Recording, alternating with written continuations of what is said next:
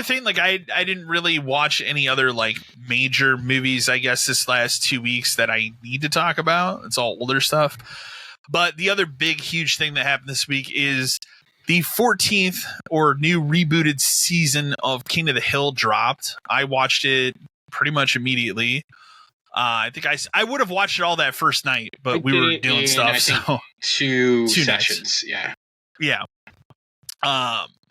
And I'll say now, like on the other side of like we've had a Frasier reboot, we've had a Roseanne reboot, and they've all been successful to varying degrees with me. It is crazy to me on the other side of that I would tell you King of the Hill is probably the best of those. Yeah, probably. Like, because like Frasier, like they waited too long. The actor who played his dad is dead. The actor who played his brother didn't want to be involved with it, so the show kind of suffered for that. I don't need to get into why Roseanne suffered. Well, I would argue that Roseanne was good, and then it suffered, and then retooling it without made her. It better. Yeah, exactly. Yeah. But it always still lends me to believe, like, well, what would have been like if she did stick around? I think it was better that she didn't. Well, they were able to do so many more things because the show wasn't about her. They were able to do some real interesting things. It was about everyone else. Well, and it also proved like the show was about she wasn't the only strength of the show. Yeah, those other characters making it about Darlene and like having it kind of mimic her a little bit, and like the shit she had to put up with was a lot better. But absolutely, yeah. King of the Hill, like it's almost like it never went off the air. They just time jumped it 15 years. Like my only real honest complaint about it is the timeline gets a little goofy at times because you have to ignore it. It is supposed to be 15 years, but then Bobby will say, well, I'm 21, but it's like, you were 12 in the original show, so that's not But they wanted to keep him and Joseph and Connie young to do different storylines. Enough. Yeah. It's wild to me how it almost fits even more in 2025 at times. All the stuff, like everything and I'll say like all the jokes and stuff you see in that trailer they put out is the first episode. So after that, you don't really see, you don't even really know any of the other storylines in the rest of the season. No. And they're all well done. And they're all just like normal King of the Hill storylines that would have happened when they made the show originally. It's just, I feel like they spend enough time with each of the characters too per episode. We're like, okay, this one's about, Peggy, or this one, they go a little bit further with Bill in that one episode with the hair cutting and the people he's hanging out with and stuff like that. Like each character feels like they're given enough time. Like even John Redcorn, even in the last Boomhauer episode, has something more to do than I've watched it. I watched it all once, and I'm rewatching it with my fiance because she wanted to see the new episodes. So, but I just absolutely loved it. I was a 10 out of 10 on it. Yeah, so, I mean, I really don't have anything to complain about. Like it's just only problems are we talk about Dale's voice, but there's a reason for it. Yeah. So you kind of understand why they did accept it, and you kind of move on. I will say that like we didn't talk about this, but like obviously they had to replace Khan's voice. Yeah. I get it. This guy sounds so little like him that it is like mind-breaking. It's weird. Like he didn't even try. And he's only in one episode, really. But it's so it doesn't affect it too much. But it's still odd because you see him talk, and you're like, nope, that is not even. It's not even I'm pretty sure his wife's the same voice. Okay. So it was. But that one broke me just because we're not even going to try. Okay, then maybe we don't need him. Wasana-san's voice is different too. That one, the father. Yeah, but that one's not as bad. He wasn't as main of a character. No, but no, Khan's voice is really probably the most noticeable and jarring. It's just off. And the Dale stuff, like I said, you can get over it just because you knew what happened. You know that actor died. Right. They had to replace him. The guy did his best, and it's funny because it's the guy who did Khan doing his voice. Yeah, that's the funny part. Right? He does as best as he can. It works. Fine. You can get past it, but the Khan one, it was just kind of like, well, I'm glad he's not in every episode because that probably would have been bad for me because I hate when shit does that. Like when I tried to watch it new MST reboot, and they completely fucked Crow's voice to the point where it's like, I can't watch this because I've watched so much Mystery Science Theater in my life. Yeah, that I know his voice in my head, and then like to listen to it on the ooh man, it was bad. The con stuff, I got over it just because he's not in a bunch. And like I said, it's really only one episode that you see his character, and that he has a major. I was kind of wondering why, because you would see Min a couple times, and I'm like, is Khan just not here?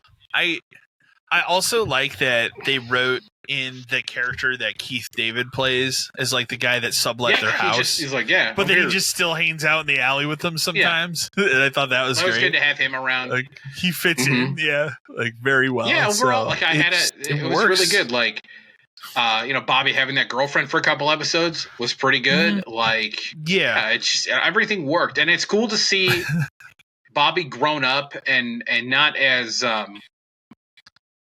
I don't want to say like kind of get a little over that at times though, because like the very first episode, like he clearly hooks up with the girl, and I'm just like, oh, that's right, he's not 12. Yeah, it's a little weird, but I also want to say like it was good to see him grow up to someone who like had ambition and like had a job. Because like when you watch the original show, it's always like he's kind of dumb. He's a good kid. Like, what's this kid gonna do happen in his life? And he runs his restaurant, works his ass off, and is happy with what he's doing.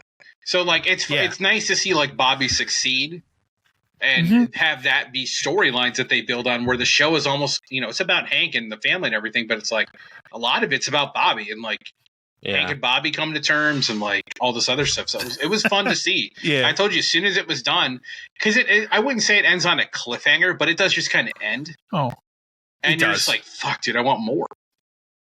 Yeah, I mean the thing is, Mike Judge did the same thing that he did with Beavis and Butthead, where he signed a deal for 2 seasons. Obviously, Beavis and Butthead very successful. They're going to be launching the 3rd season in a couple weeks here. I feel like this has been very successful, and they'll sign more seasons of it. Like if I'm Hulu, it's just like, how much do you need? Exactly, and like I can't imagine it's that expensive of a show to produce. It's not like they're bringing in major names or anything, really. Not that it's back, and that the animation is probably mostly computer. Like it is, like that's another thing I've seen people complain. Like it doesn't bother me that the animation looks a little weird, but it just looks modern. 2025. It's what do you want it to look like? Like the show's 25 years old. Like it's fine. Exactly. But like, and like I said, as I've been rewatching the original seasons of it recently, and I realized, because this is probably the 4th or 5th time I've watched through it, that like it is a show that's at the same level for me as like Frasier and Roseanne.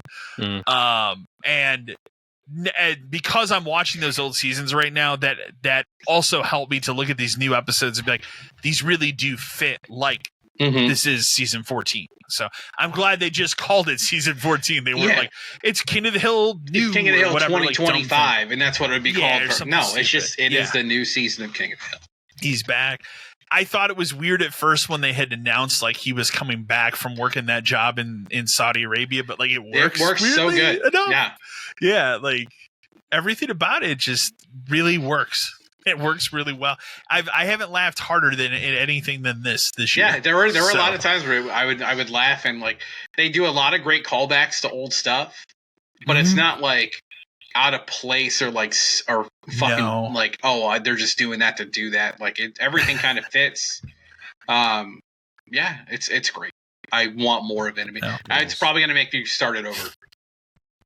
Yeah, no, I've had a blast watching, because like I'm doing the thing where like I'm rewatching the episodes, and then when I get to one where I'm like, I think my fiance would really like this one, I'll go back and watch it. Like the other day, she asked, I didn't even talk to her about this episode. She's like, I want to see the one where Bobby eats the steak and makes the little vegan girlfriend mad. And I had to go figure out what episode that was. And I thought it was one that was more recent, and it was That's an early 3rd one. season. Yeah. And I was like, okay, that girlfriend is voiced by Sarah Michelle I remember Gellar. that episode. That's one of my favorites.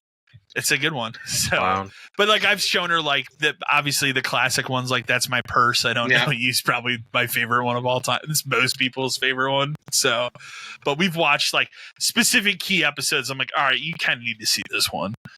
So, but it's been fantastic. Easily one of the best things of the year. It's strange to remember that like at one point in time we had good Simpsons, good King of the Hill, and good Futurama all at the same time. That was a Sunday night thing. That was like ritual. That was good. I watched it originally. It was on TV, and then when I was in high school, like early high school days, before I had a TV in my bedroom, I had one of those old 9-inch like TVs with the antenna, like portable TVs. And I would pop that thing out at night and watch King of the Hill every night at 11:30 on Fox. Like every night they would run reruns. And that's how I watched a lot of it like later on this little black and white TV.